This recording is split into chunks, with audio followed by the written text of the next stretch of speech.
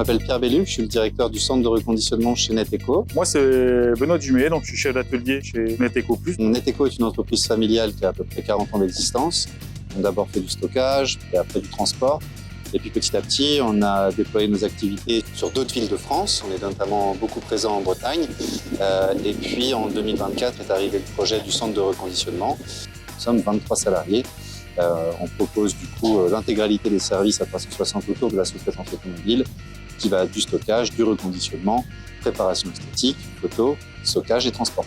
Mon rôle, faire sortir les véhicules reconditionnés pour nos clients qui cherchent à revendre les véhicules à des particuliers. Donc, ils arrivent dans un état, sont expertisés, après la mécanique est faite dessus, la carrosserie, un contrôle qualité préparé en esthétique et reconduit chez le client par notre groupe de transporteurs. Si vous voulez, nous on était vraiment sur un format de création. Je voulais quelque chose d'intégré tout de suite. Et l'avantage de Remarket, c'était que c'était une solution tout en un, très digital, très axé sur ce que je voulais faire, à savoir zéro papier dans l'usine et m'éloigner un petit peu du monde de la sous-traitance automobile traditionnelle. On est obligé d'avoir un logiciel pour pouvoir gérer notre flux de véhicules.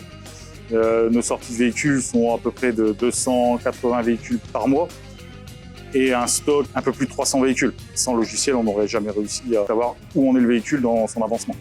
Pour le chef d'atelier et pour moi, avoir tout au même endroit est vraiment quelque chose de très pratique. Ça nous permet vraiment de regarder la productivité à l'atelier, aussi l'intégralité des véhicules qui arrivent. Et grâce aux différents indicateurs, on peut vite se rendre compte si au contraire on doit améliorer notre lead time ou si on a le temps de passer des gros chantiers par exemple ou plutôt des plus petits.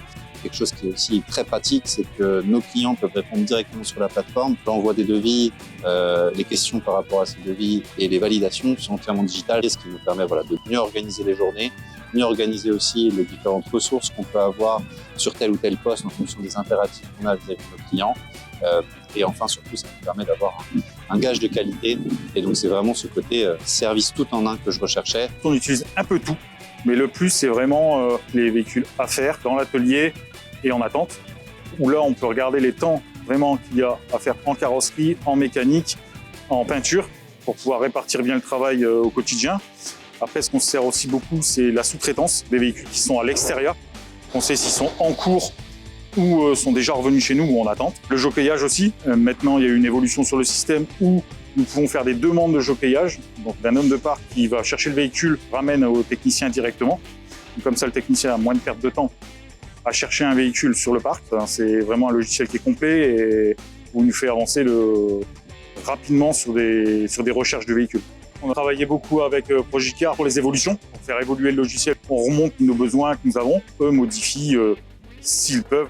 La prise en main est assez simple, assez intuitive, très simple d'utilisation, même pour les techniciens. Ils ont chacun une tablette, ils tapent le numéro d'OR du véhicule, ça tombe directement sur eux, ils savent exactement ce qu'il y a à faire sur le véhicule. Ce qu'il faut comprendre, c'est qu'on était un peu des ovnis dans le monde du reconditionnement, déjà parce que je venais pas forcément du monde de la prévente, donc pour se faire une forme de réputation, c'est pas forcément quelque chose d'évident. On a surtout croisé des gens qui étaient assez fous pour croire notre projet, Progicar en a fait partie.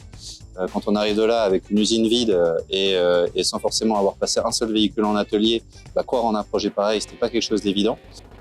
Sur les objectifs de Neteco, c'est de continuer le développement du centre de reconditionnement. On va ouvrir d'ici le mois de janvier un second shift pour pouvoir améliorer aussi notre cadence de production. Progicar a su être super attentif à notre demande, a vraiment bien su comprendre. On a été super bien accompagné par l'intégralité des équipes sur place, avant, pendant et encore aujourd'hui, sur le montage de la solution, surtout l'accompagnement. Dès qu'on a des soucis, c'est très réactif. Il y a un système de ticketing qui est super bien fait et je suis intimement convaincu qu'entre Progicar et Neteco, ce sera une grande histoire d'une très belle collaboration dont je suis aujourd'hui très fier.